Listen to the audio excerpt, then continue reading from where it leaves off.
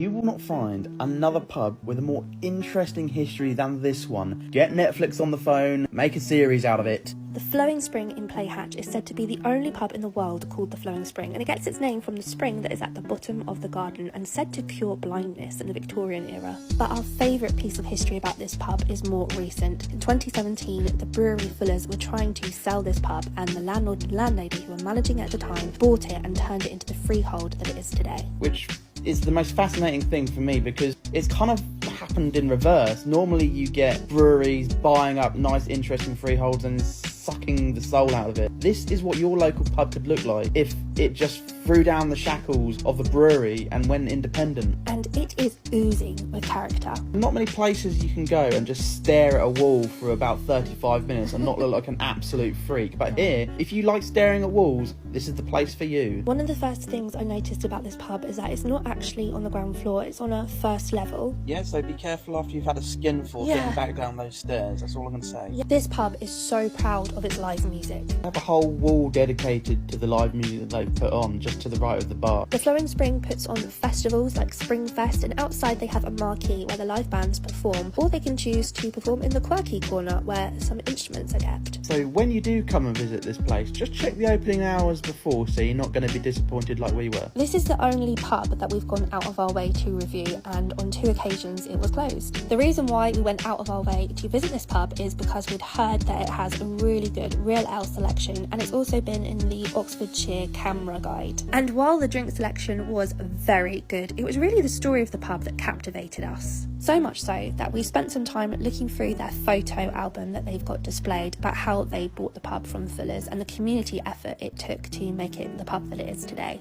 Let's talk about the dank. This pub is dripping with dank. It's bursting at the seams with dank, but obviously not dirty dank. It's not just all about the trinkets and bits that they have all over the walls. You know, you could strip all that away and chuck it in a skip if you wanted to, but don't. And the original features of this pub are still fantastic, giving it top dank score. What are we going to give this pub? This is a lovely pub. It is a lovely pub.